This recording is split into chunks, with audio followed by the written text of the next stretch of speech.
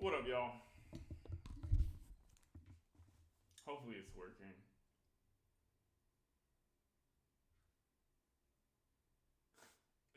Yeah, I wanted to go ahead and start the stream. Today is going to be a little bit more impromptu. I don't have a lot to share. I was just going to hang out and see if I could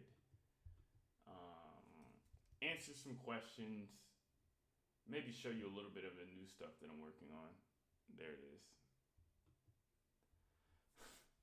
I'm sorry, let me see. I hate to be doing all this. I wanted to go ahead and. Oh, my bad. My bad, guys. I don't know what happened.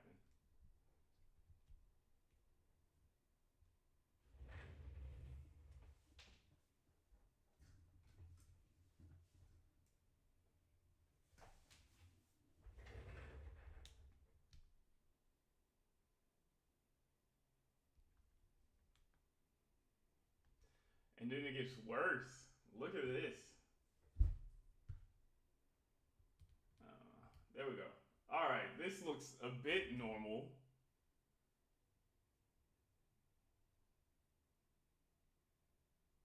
Even though things, let's see if I can still.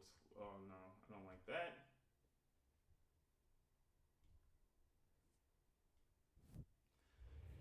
I think my color saturation is really off for whatever reason, unfortunately.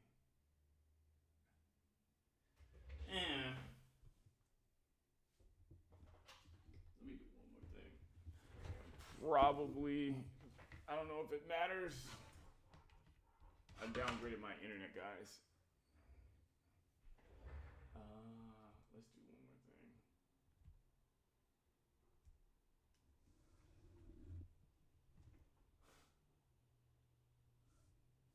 Yeah.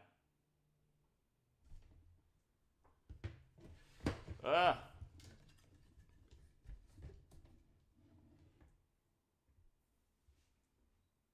You know what? I just might go with that.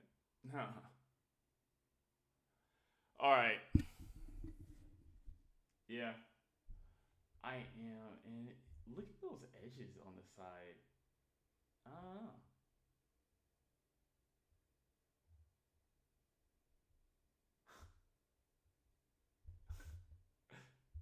Whatever. Well, we're having a stream, a struggle stream, man. Um, let's see if we can come back over here.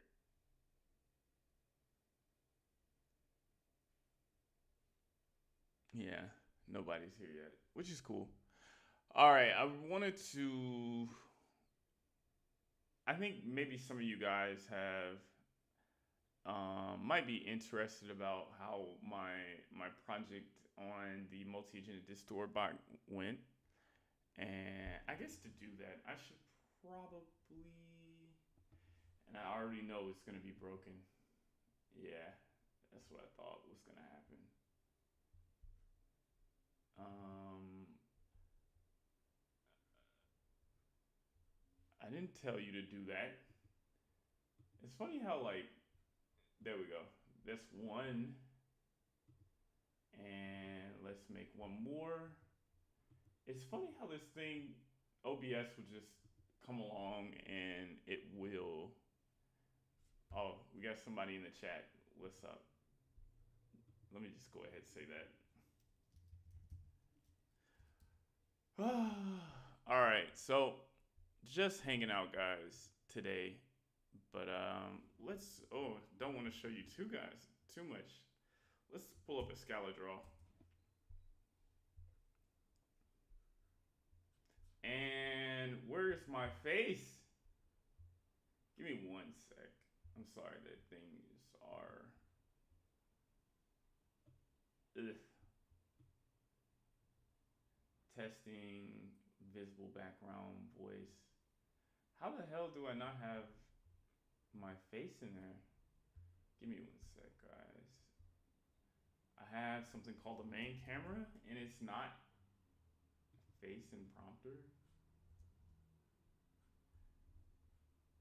All right. Yeah. we're just gonna put that there for the until I figure out why my oh wait is it this? Nah, I don't think that's it. Well, let me just double check it. Cam link 4. There it is. This is what I wanted, my face right here, not this one. So let's actually go ahead and delete it.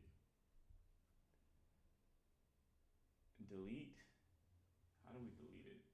Remove. All right. We are cooking.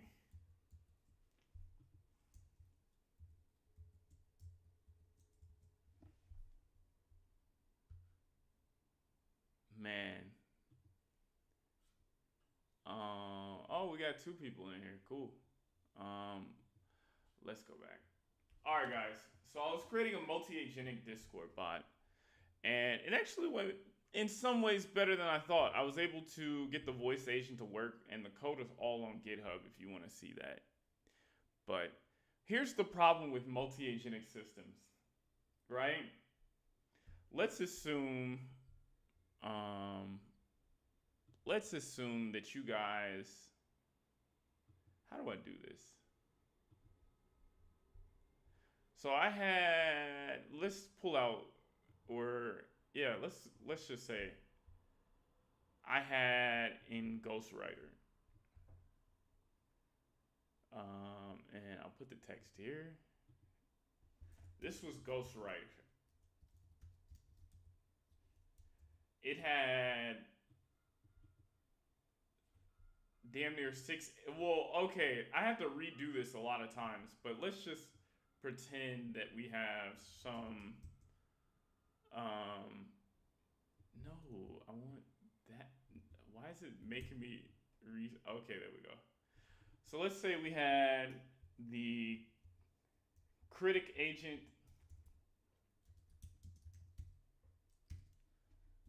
And we have all these agents in the system, and we have some type of memory agent. We have the, you guys can't even see this. I'm trying to like pay attention in case you guys are asking me any questions. Oh, Andrew N. I'm using Excalidraw.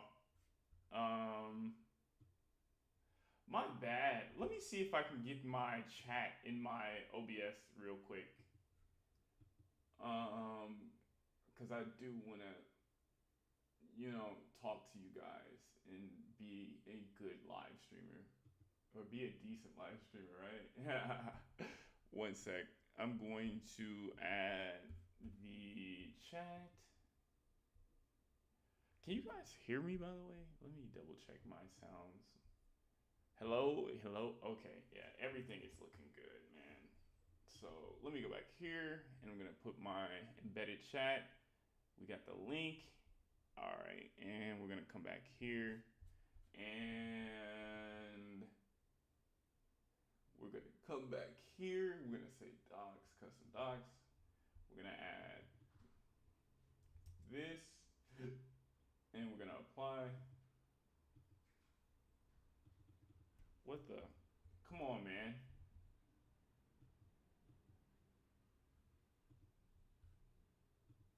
Let's see if we can get this restream dot up and running. All right, if somebody can send me a message, I would really appreciate it. Because, okay, don't look at that. No, I'm just writing some code. Yeah. I'm writing some more open source code. So you want to be a multi-agentic programmer. It's literally the future. Like,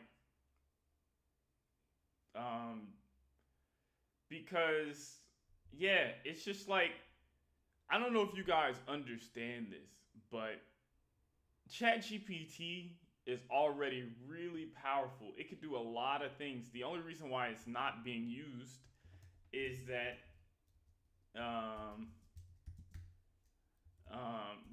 it's not being used is because it's new and nobody has built the infrastructure for it. But memory agent, computer agent. Let me see. What else did I have? And let's just say the voice agent and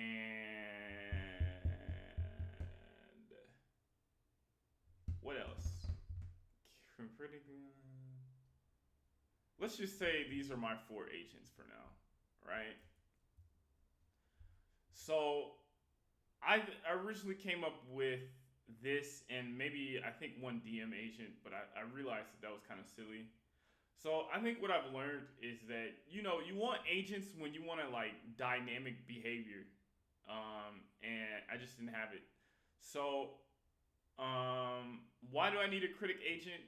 It's just to make sure that the user is not, or like for data privacy and double checking behind other agents, we need critic. The computer agent is like going to be able to call APIs and stuff. And so like here's the problem with writing multi-agentic systems. Let's say you have the APIs to do whatever you want. Let me just double check that my restream doc is still working. Okay, cool.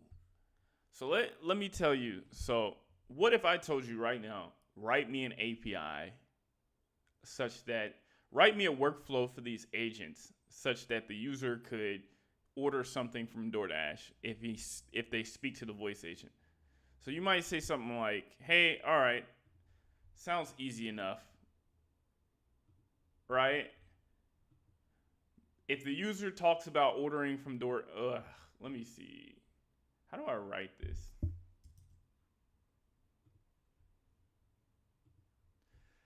If the user talked, or DoorDash workflow.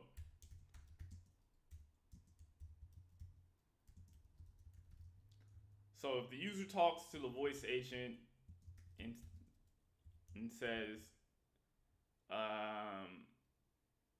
something about DoorDash, maybe we can check the memory agent for its credit cards or their API keys, and then we can call the computer agent that will call some like DoorDash API. Cool, right?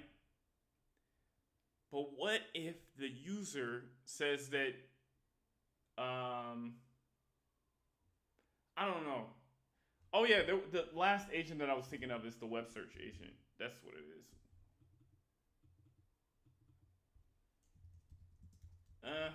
So the web search agent. All right. So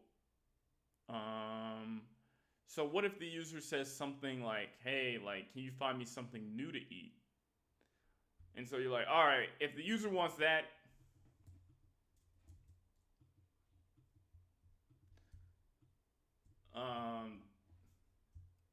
then we'll just write up a new thing called we'll write up a new workflow called the find food workflow, which I imagine would call the web search agent.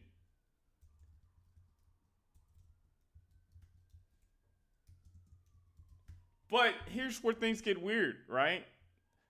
What if the user just said like, "Hey, order me something. I don't really care," right? Okay, well this would work. But what if it was all like, "Just give me recommendations"? Oh, well you need another workflow for that. So you can see like workflows have a lot of shared logic, but writing them is a pain unless you can guide certain actions. Let's see, find food plus find food recommendations. Let's just call it that.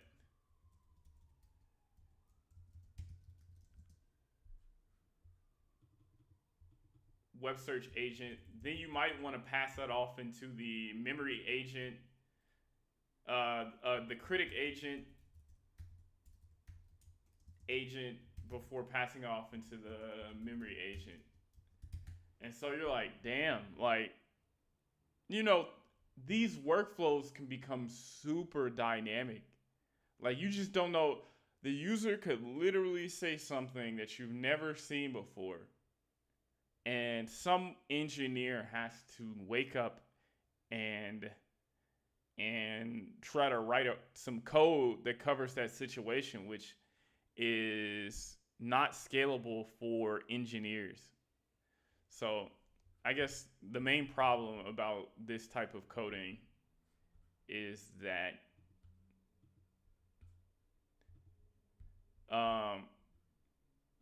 I guess problem one is what we'll call it.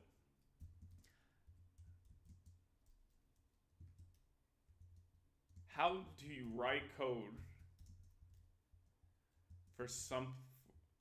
for an infinite amount of verbal scenarios? Or actually, how do you write scalable code for an infinite amount of verbal scenarios? Right? And what if here's another problem, right? Like the user in this setup, what if the user wants to talk to the computer agent or something, right? Like, let's just say problem two.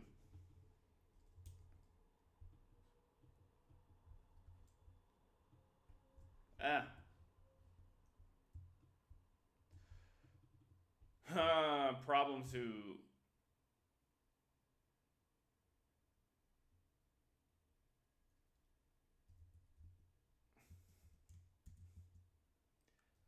The agents, or the OpenAI agents SDK only gives handoffs and what else do they do?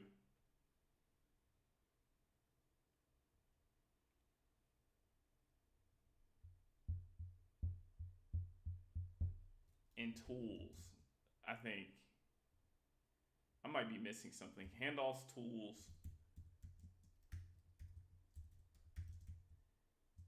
and workflows. Cannot handle it cannot handle decoupling agents. So if you look up at this architecture, I had these 5 agents on one machine.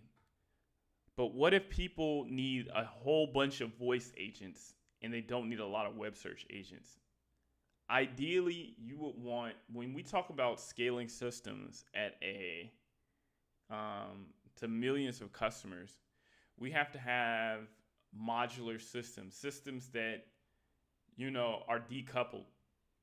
Because if I want to scale up my voice agents, it comes with making additional memory for critic agents or whatever. And this also means that it's hard, like when you have decoupled architecture, it's a lot easier.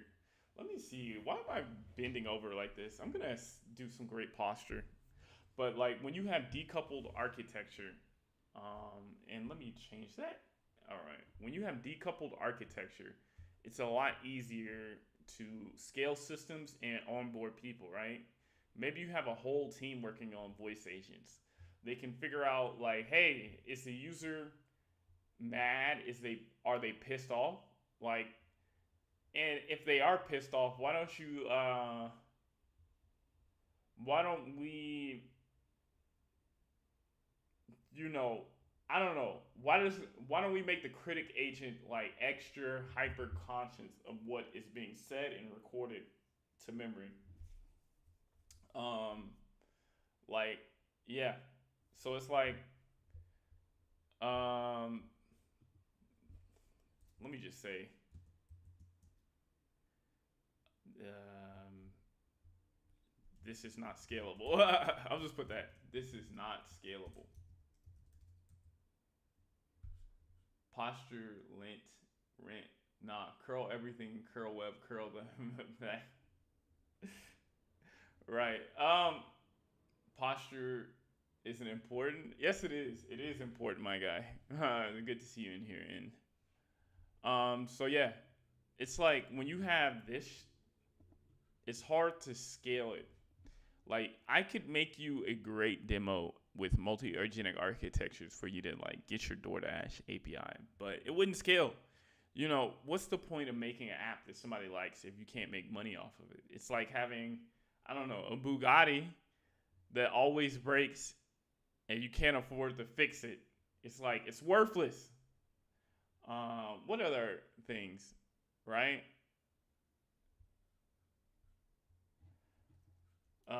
This is not scalable. No coordination.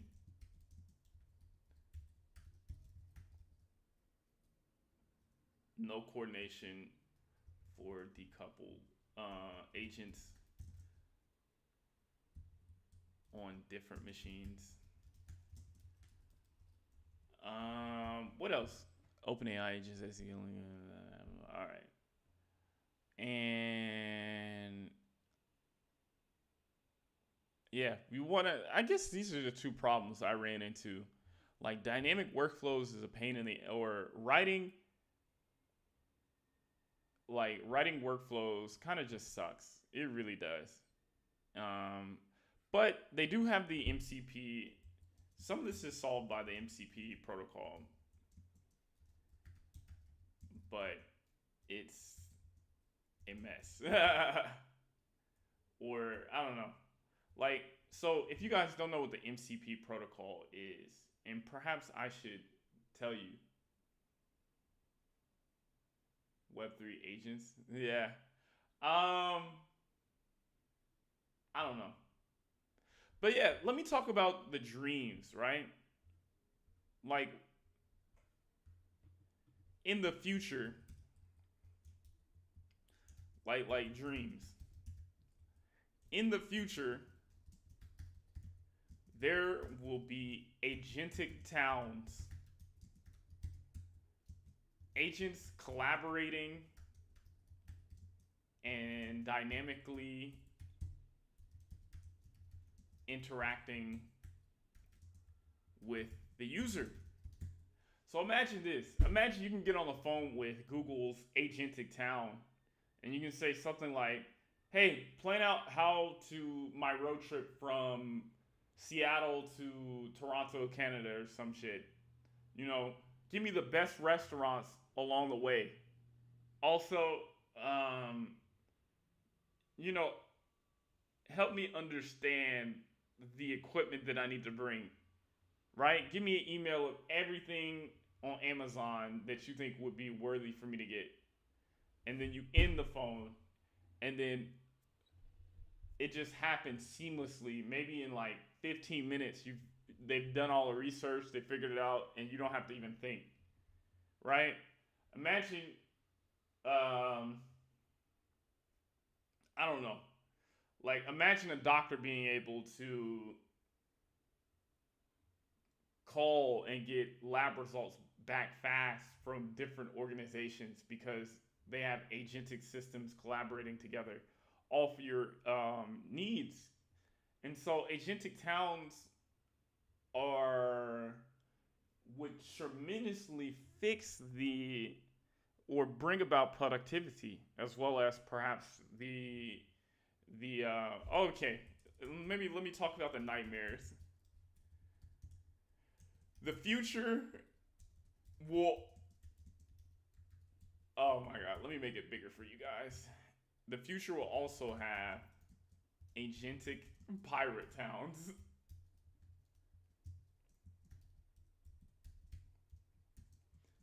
Attacking other systems.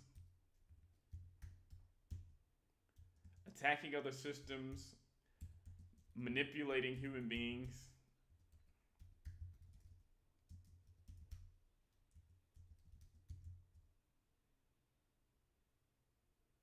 and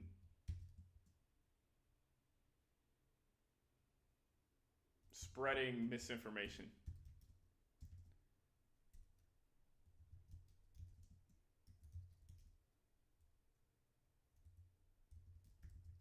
Yeah, just basic crime.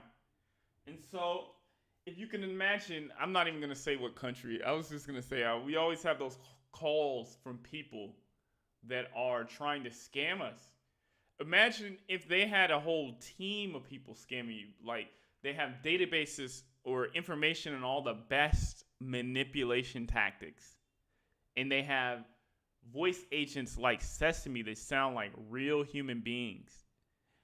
And what if they are able to take my voice and send an attack to my mother, right? Sounding very similar to me, right? So the future is going to have agentic pirate towns, and they're going to have agentic towns or whatever, right? But we don't get to that point without here. Whoever solves this problem the best right now is going to have the ability to shape whether the how and agentic towns can also be for storing keeping track of these nightmare scenarios. So I was like, all right, like I'm gonna make an MCP server. Oh yeah, we never talked about that. Let's talk about the MCP server.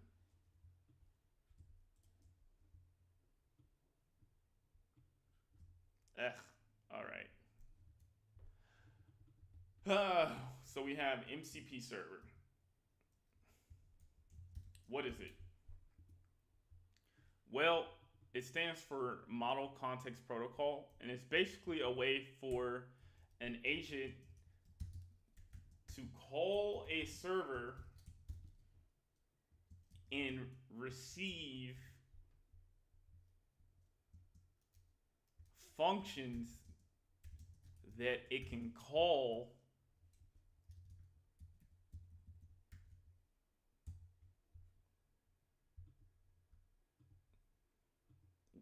when it needs to answer something.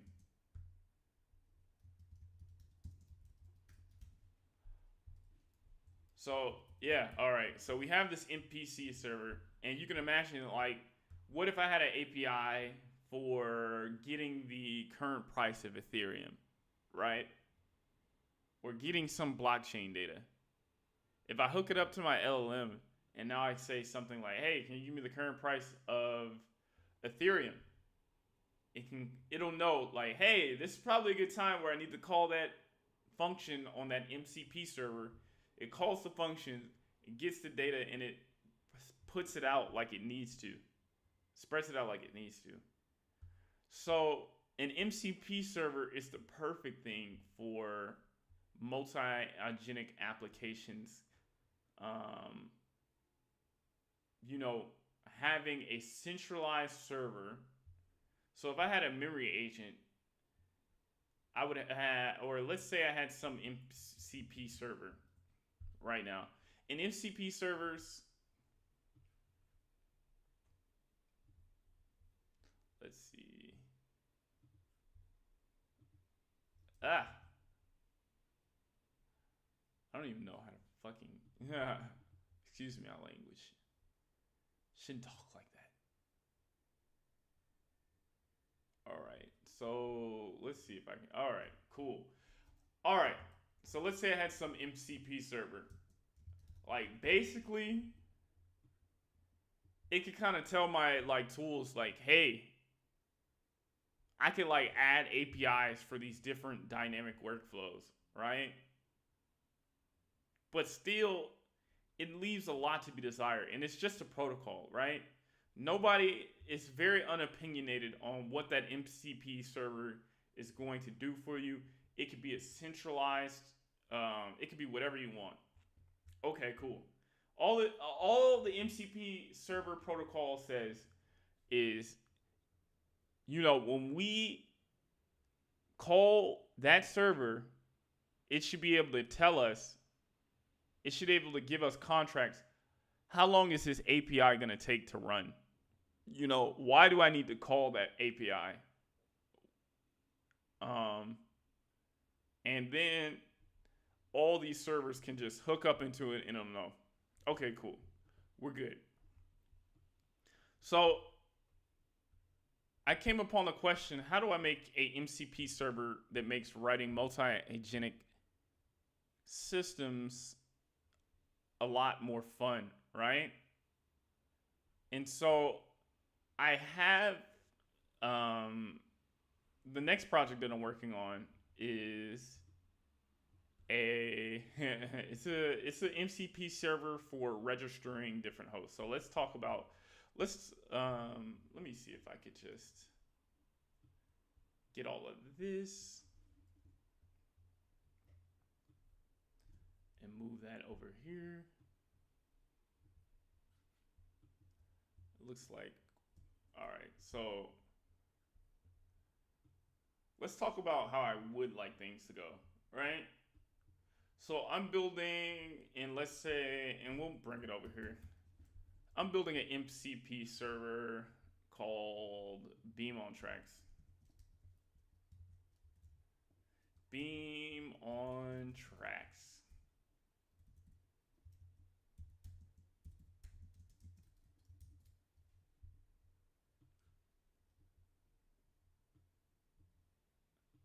Basically, it extends the MCP protocol, and when machines come online, let's say we have an agent running on multiple servers. Like we have, I don't even know how I want to do this.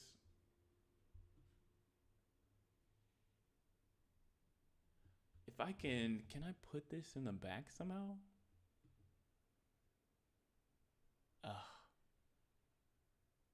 I don't want to do that. I don't want to duplicate. I want to.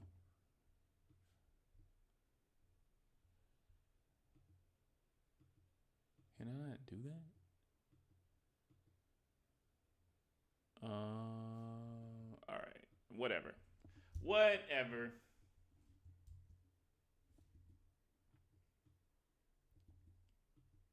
Oh, I just grouped it. Oh, okay, I see what I did. All right. I accidentally grouped the things together. I don't know how I want to do this.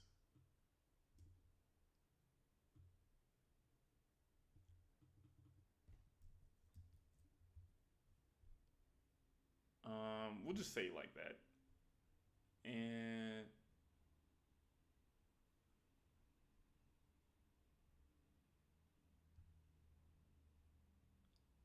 we'll just draw it like that. Just so you guys, so when the servers come online, they kind of like call Beamtracks and they're like, "Hey, we're online. You can start sending us requests." Right? And then Beamtracks keeps track.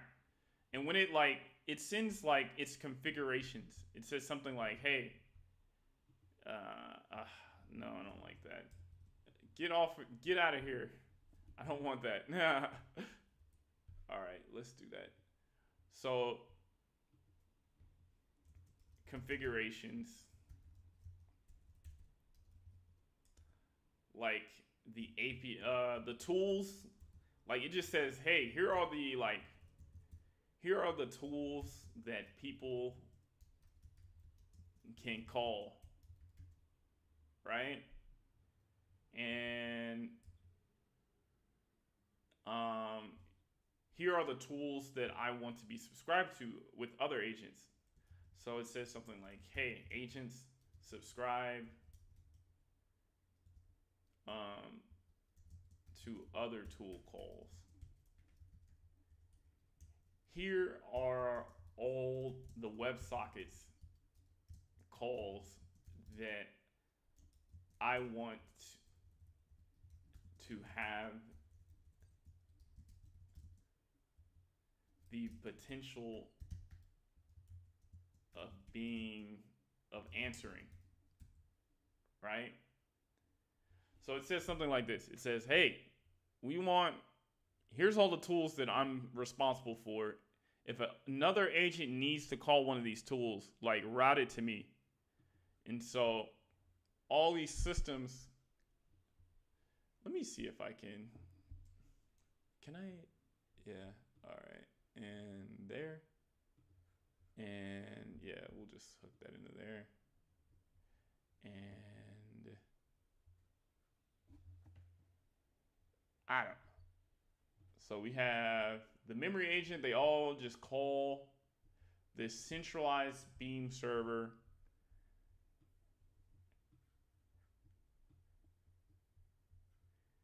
It's an intelligent load balancer, right? It doesn't overwhelm any system. It knows how many requests that we send to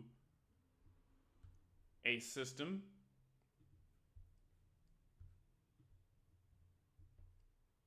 And it does all the planning, right? It keeps a track of the configurations of the system, and it has its own LLM in it. So let's say we have this big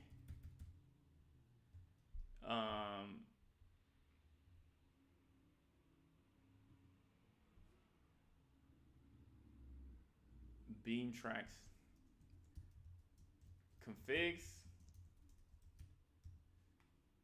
and a user says something like, hey, we have this new, like, instead of doing a DoorDash, just write, I don't know, do Uber Eats or something. So the voice agent can call the Beamtracks, and it will come up with a plan on how to execute that based upon all the agents that are currently registered with the system. It'll say, like, hey, like, I think this request is impossible. Or it'll say, hey, I think we need to go from the memory agent to the critic agent to the computer agent in order to get that. And then maybe even back to the web search agent and then back to the critic agent. Like, it'll plan these workflows for us by calling it. So Beamtrack configs, and let's say Beamtracks maintains the rules of the game. It has a planner LLM for dynamic scenarios.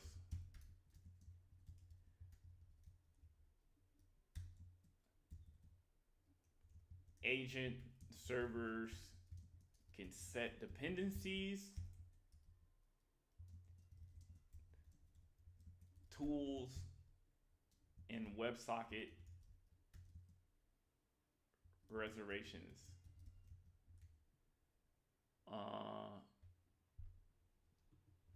And static scenarios, workflows.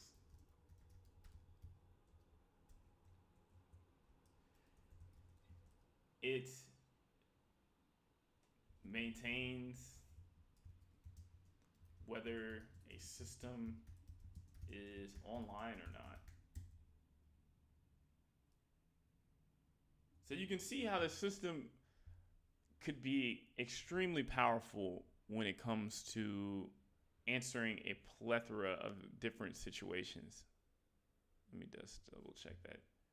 So if the user, no matter what the user says, right, I don't have to write all these damn workflows myself of writing static code. The planner LLM can just say, hey, this is something new, and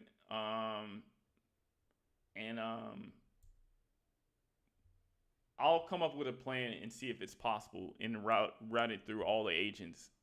And agents can subscribe to that. Like, let's say we have the voice agent and it's just going to subscribe to the workflows that are being passed throughout the system. So as it's going through DoorDash, and that's another problem, guys. Like, it's like the voice agent, unless it's collaborating well with the other agents, it might not tell the user something like, hey, your DoorDash order, we're working on it. Or, hey, there was an error in this part. Do you want us to go back to, what's up, Jodabani? It will tell us. It won't keep the user informed unless it can subscribe to other workflows. So yeah, let me put that down as a problem.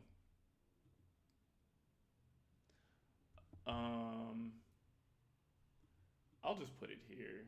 It's not the best, but I want to say problem 3. Some agents need to dynamically know what workflows are going on so they can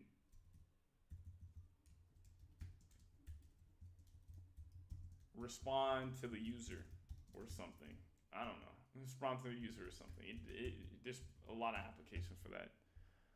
So it's like, hey, like, it keeps track of how things are going. It maintains the system, and all that great stuff. And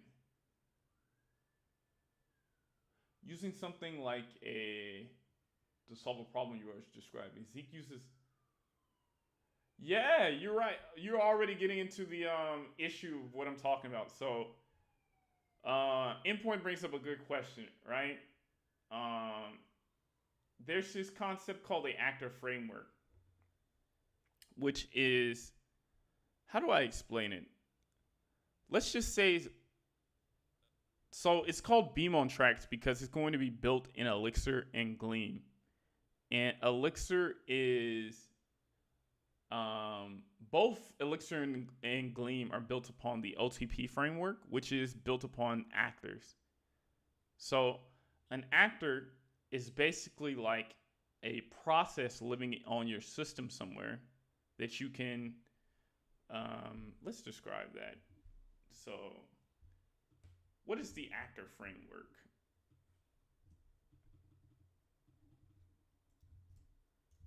Actor framework.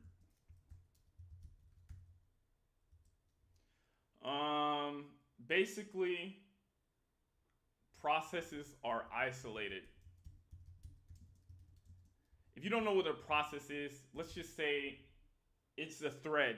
If you're familiar with Java, it's a very lightweight thread. It might be 300 bytes, super small.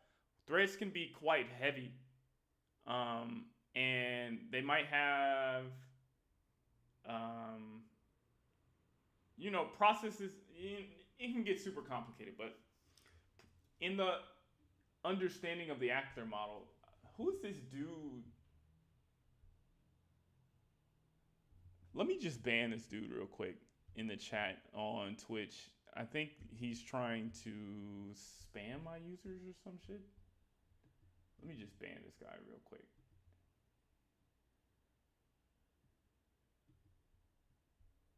All right. So let's get back to Escaladraw. What is the actor framework? Well, processes are isolated. Processes can send messages to other processes.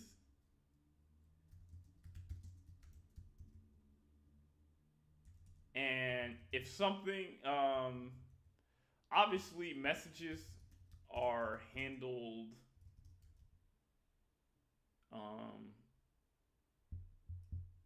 synchronous, both can be handled, like messages are handled by a queue one at a time.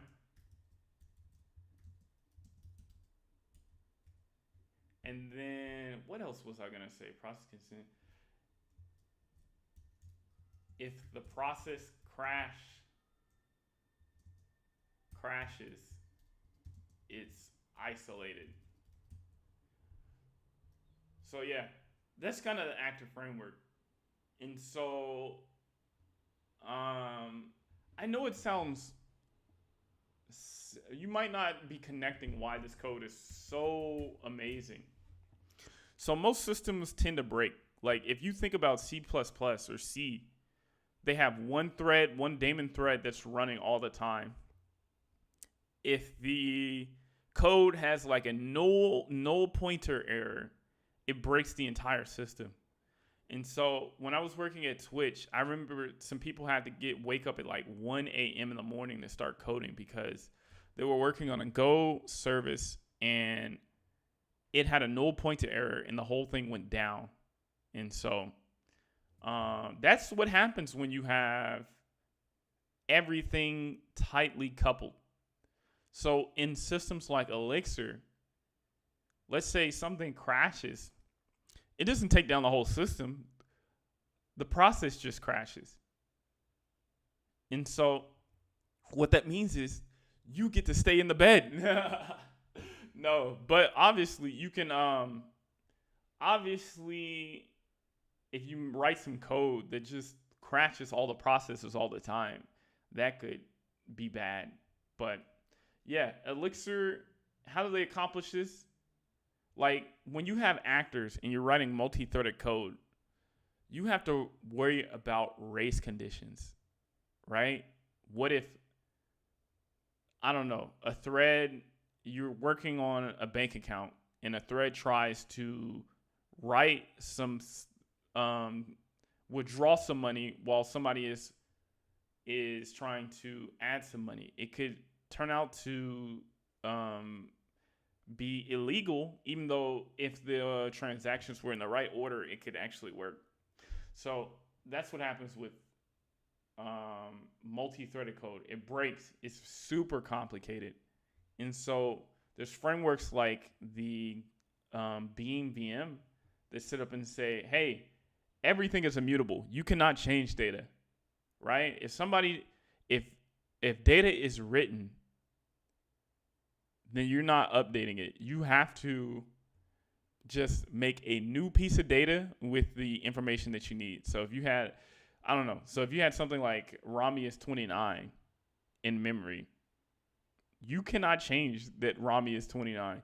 You have to create new memory that says Rami is 30 when it hits my birthday or whatever.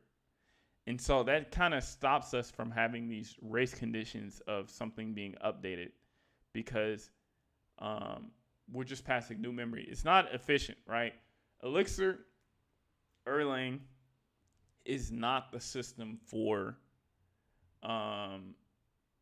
being as fast as C++ or Rust or Zig or any of those low-level languages. It is your framework for getting really scalable code really fast that is fault tolerant. And it was originally made for passing things such as the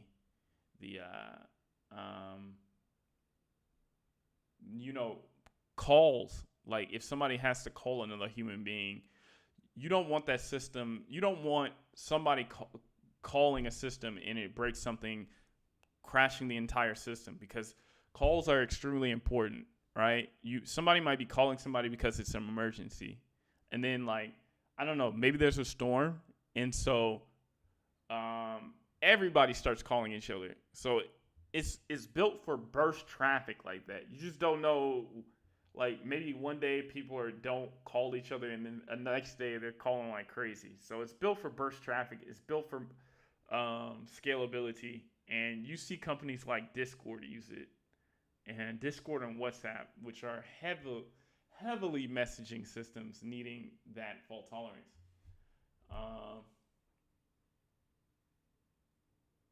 Let's say I'm fairly confident that threads are more efficient, but I would like to hear why you think processes are more efficient. It just depends on the scenario, right? Processes are more lightweight, or see, this conversation can get quite challenging because a Erlang process is different from a Go routine is different from a thread in Java or a virtual thread or whatever. Like, And then there's a process related to your operating system too, right? And a process can have, in terms of the operating system, a process can have threads, but every thread is shared in memory.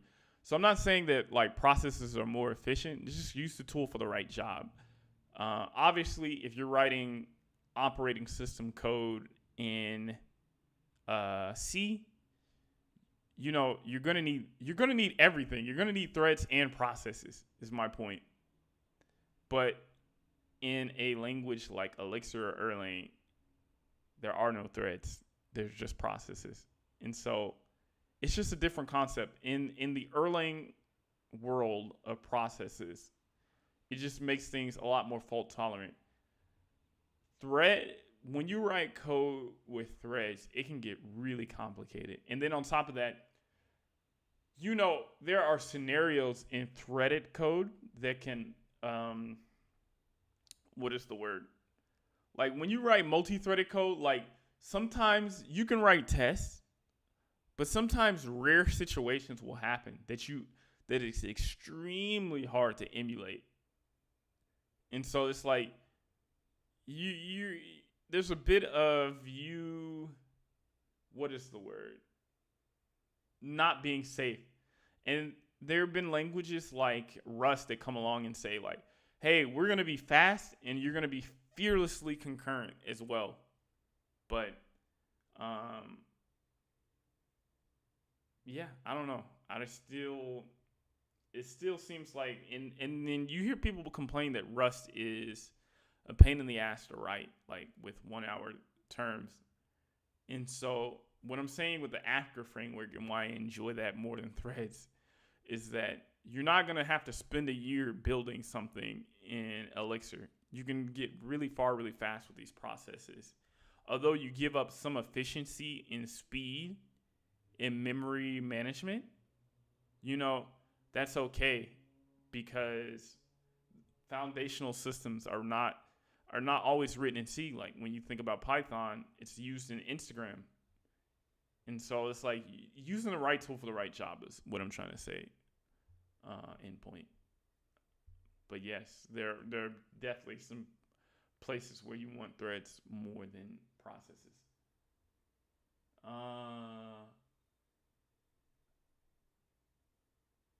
Mainly because process is given their own stack.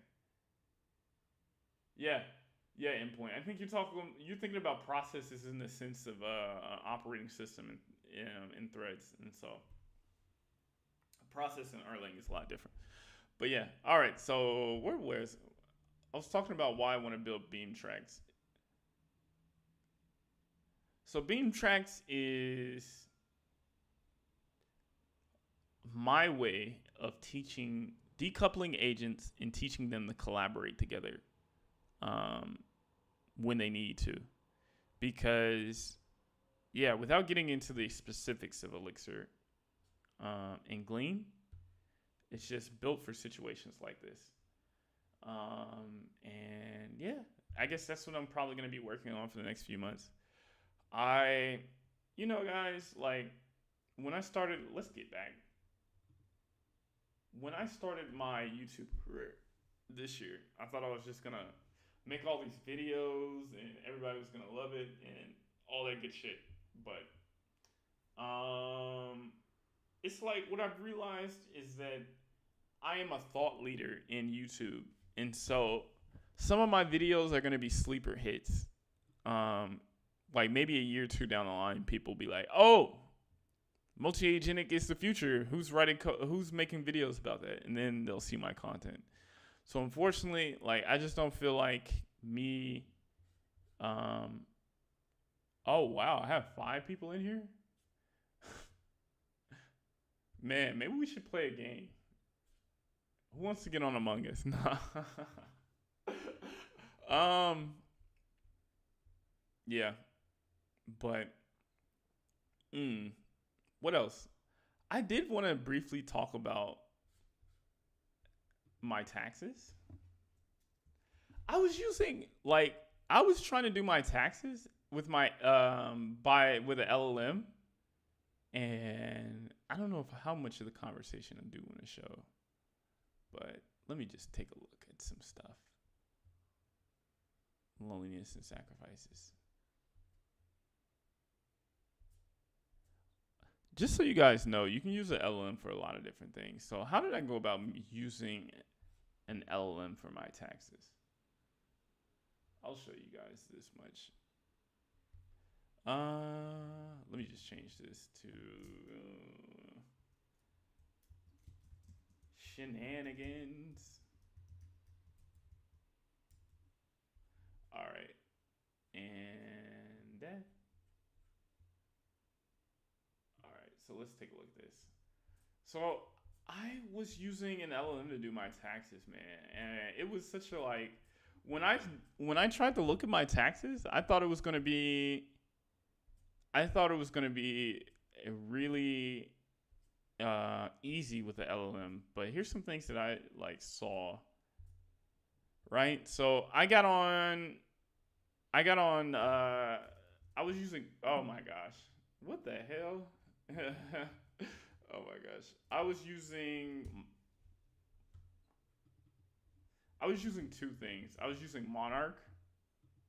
So if you guys you can like with some of these finance apps, you can download a transcript of your bills from, and I guess I probably shouldn't be showing you too much of what I spend my money on, but you can download like a transcript of all your transactions over like, and you can say something like, you see I have a filter applied to last year. And I also use Rocket Money.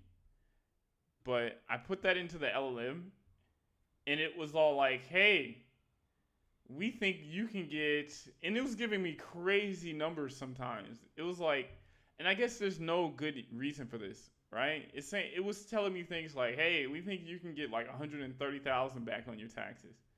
And so I'm like, that's crazy. And so at the end, I got to a number that I thought was reasonable, which was like 15,000 for write-offs for my business, by the way, guys. I should probably make that clear. Like all the things that I bought towards being a creator and running this business. I bought a laptop, all that great stuff. I was like 15,000. Okay. So I get into TurboTax and it's giving me a completely different number. They're like, hey, like, you know,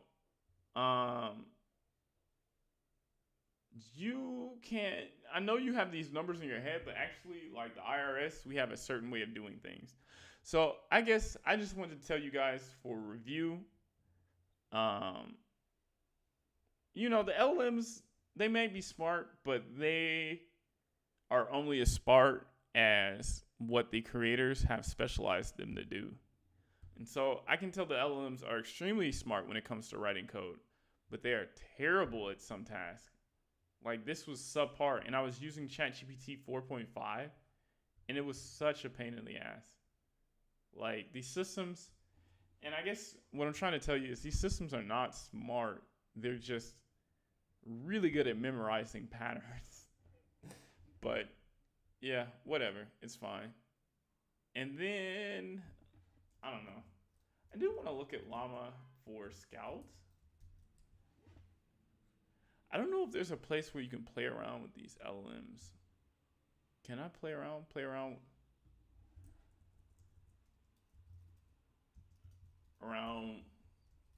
with Llama 4? I don't know if you can play around with those things, man. I guess it's open source, but if I do it on my computer, I guess it's not going to be that good. But yeah. If you guys have any questions, I'm here to answer them as well.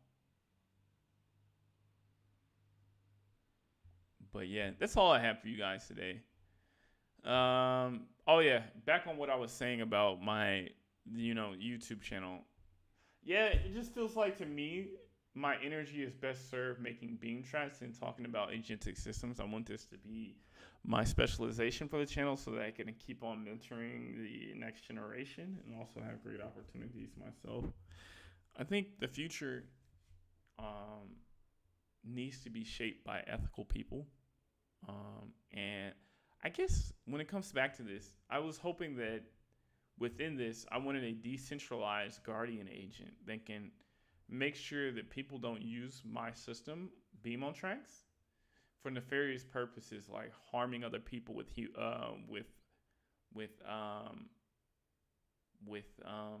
what is the word?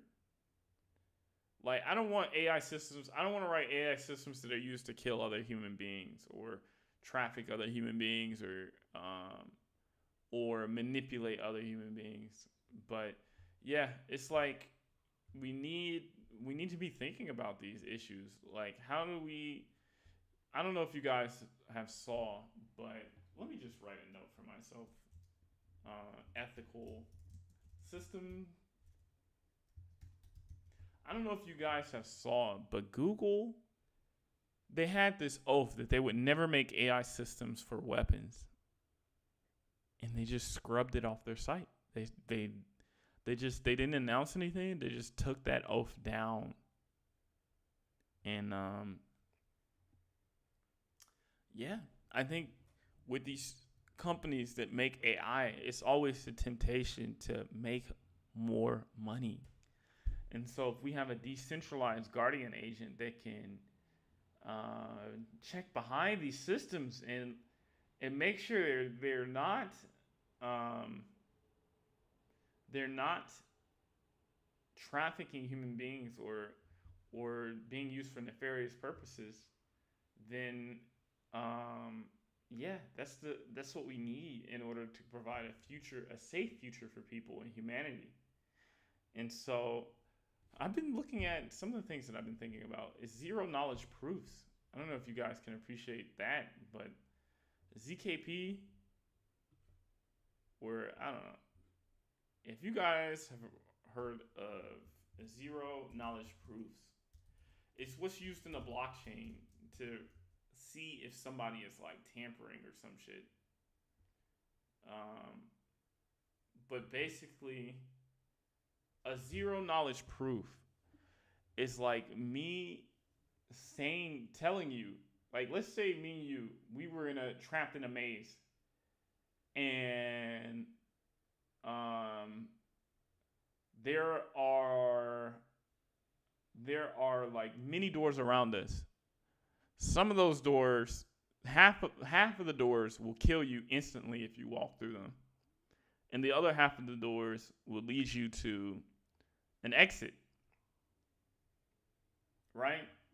So how could I write a proof that I know the real doors from the real doors from the wrong doors, right? So I would have you like close your eyes, and then I would let you listen to me opening a door, right? And then I would walk out of the door with you listening, and then we would do that 10 or 20 times, right? So if you understand, at the beginning I said there's a 50-50 chance of me dying if I walk through the wrong door. Well, if I come out of the right door 20 times in a row,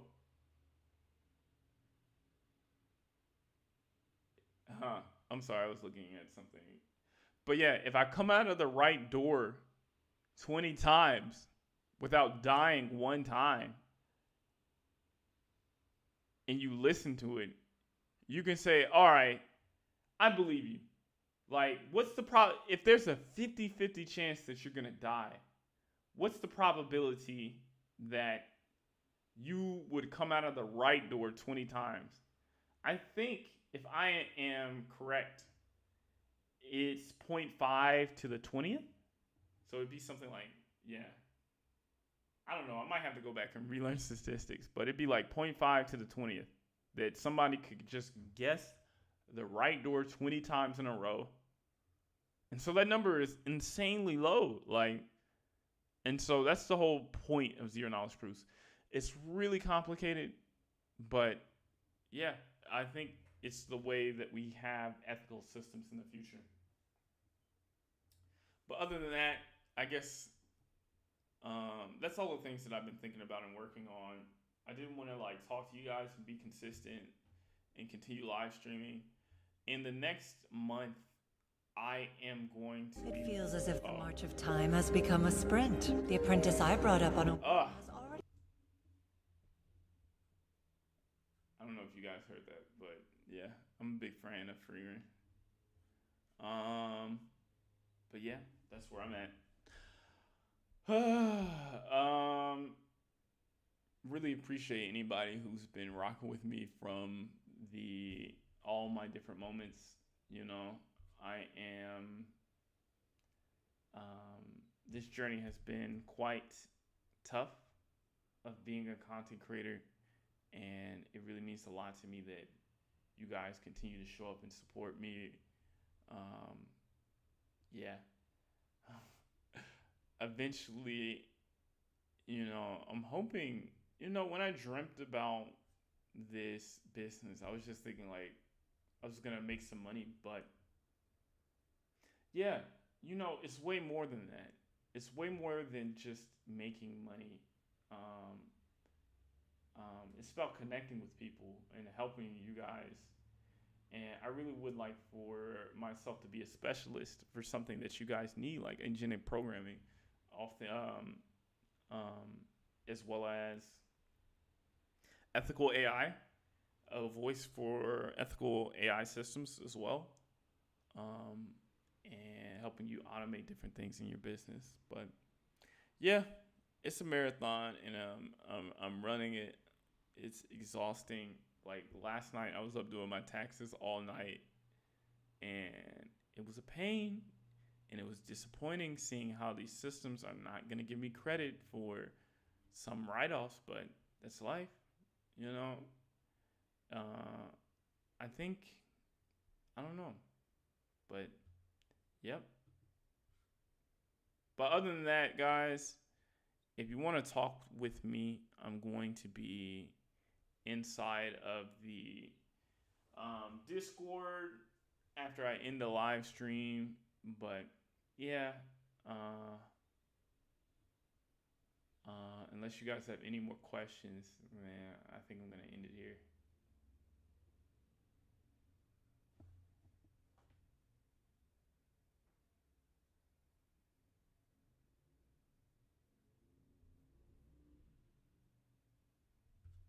All right, if you guys, I hope you guys can see the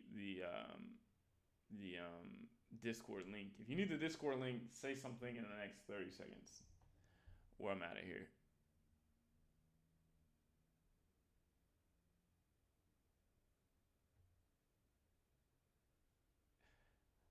If you need the Discord link, you can also check my videos. I think most of my videos should have the Discord link at the end of the video, but other than that, I want to say really appreciate you guys, and I'm gonna continue to run this marathon, and it's thanks to people like you that I wake up and